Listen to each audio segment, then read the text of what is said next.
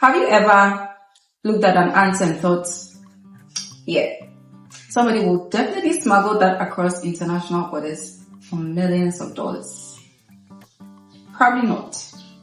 Because when we think about wildlife trafficking, we typically think about elephant tusk, rhino horns, maybe exotic snakes. But ants? That sounds ridiculous. So when I saw a news story about ant smuggling on my feed, I really thought it was a joke. I couldn't help myself. I had to look into it. And what I discovered blew my mind. It turns out ant smuggling is very real. So real, in fact, that investigators now believe there's an entire international black market built around a rare species of giant African ant. A market so profitable, people are allegedly flying across continents with live ants hidden in syringes and test tubes like biological contraband. Now, before we continue, there's something important to understand about ant queens. During mating season, young virgin queen ants take flight looking for a mate. Did you know ants fly? I genuinely didn't know until like a week ago. After mating, the queen stores sperm inside her body, sometimes for decades, and she never has to mate again. Then she lands, breaks off her wings, and disappears underground. From there, she does something incredible. She builds an entire colony from nothing. At first, she survives alone, feeding off her own body. But once the first workers are born, everything changes for her. From that point on, the queen does nothing but lay eggs, while the colony grows into thousands, sometimes millions of ants. So, when someone captures a queen, they are not capturing one ant. They are capturing an entire future colony.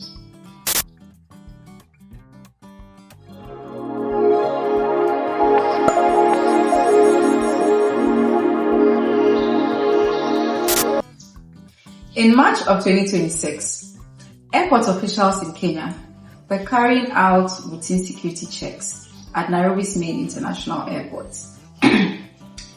At first, nothing seemed unusual. Travelers moving around, luggage going through scanners. The normal airport chaos. But one passenger caught the attention of officials. A 27-year-old Chinese national named Zhang Kekwan. Now, apparently this wasn't completely random.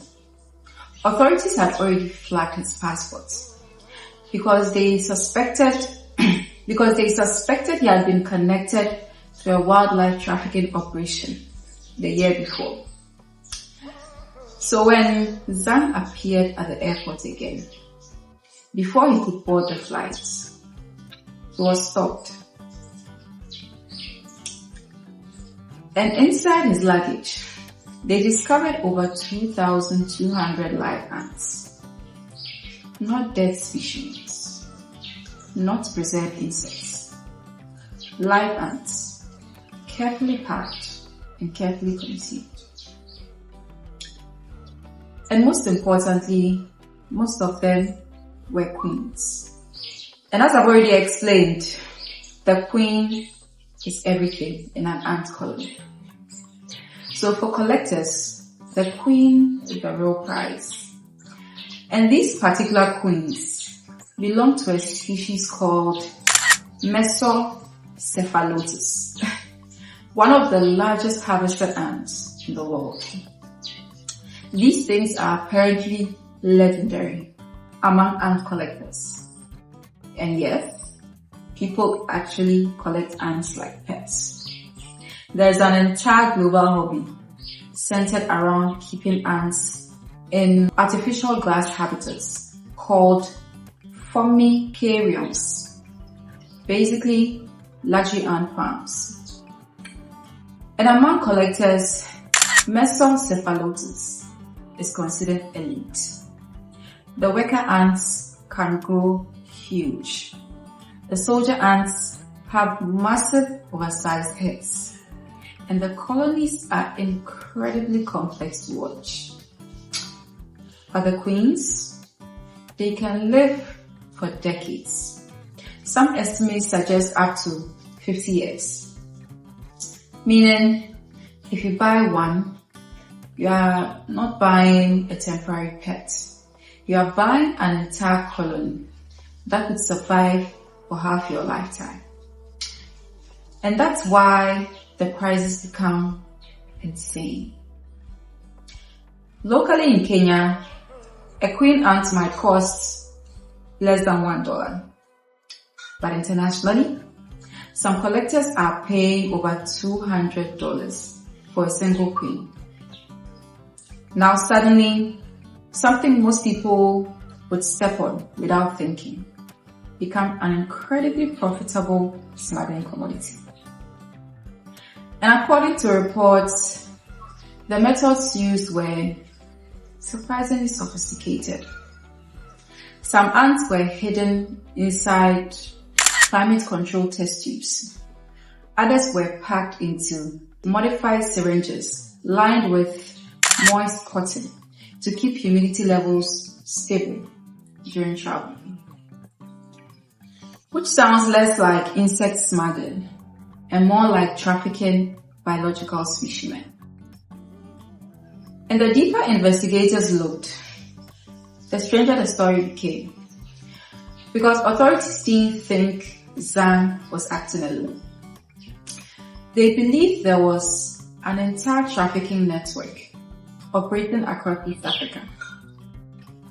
They found that local brokers would harvest queens during rainy season when young queens emerged to start new colonies. Collectors could allegedly gather hundreds in a single morning before the ants burrowed underground.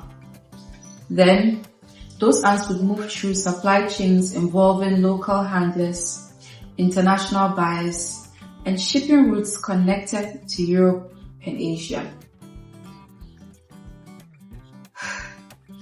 One Kenyan suspect named Charles Mwaki was later arrested, and police allegedly found live ants, specialized packaging equipment, and hundreds of syringes prepared for transport.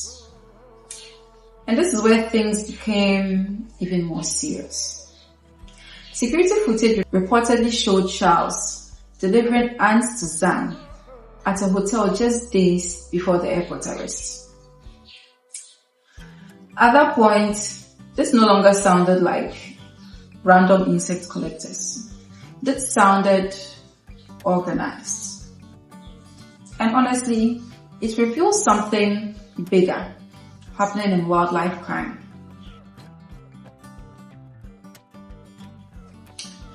For years, global anti-poaching efforts focused heavily on large animals, elephants, rhinos, pangolins. But criminal networks adapt.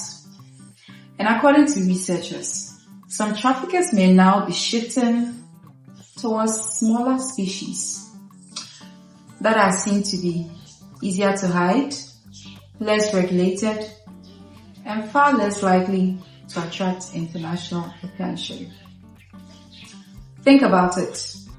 You can hide thousands of ants inside luggage. Airport scanners aren't really designed to detect insects. And legally, many countries still don't even know how to handle this kind of trafficking. So from a smuggler's perspective, tiny products, massive profits, lower risk. Now, I found myself wondering, why does this actually matter? Who gets hurt because ants are being smuggled? And the answer is more than you'd expect.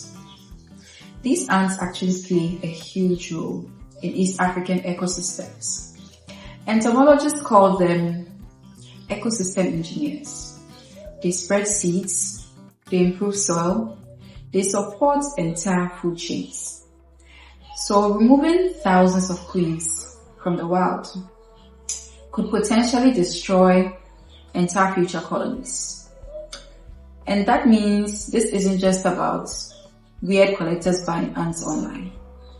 It could genuinely damage ecosystems over time. And nobody fully knows what happens if they escape into non-native ecosystems. And now Kenya faces a complicated question. Should they completely ban this trade or regulate it and profit from it legally? Because some people argue these ants could actually become a legitimate export industry if breeding operations were controlled properly. Others argue that legal trade would simply make illegal smuggling easier to hide. And frankly, both arguments kind of make sense. But regardless of what happens next, this case exposed something most of us never even think about. There are black markets for things so small. Most of us step over them every single day without noticing. And somewhere out there, people are risking prison sentences, international investigations, and smuggling operations across continents for ants.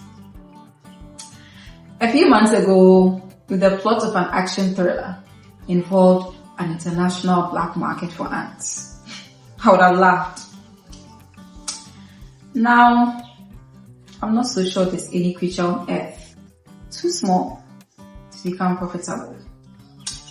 And reality truly is much weirder than fiction.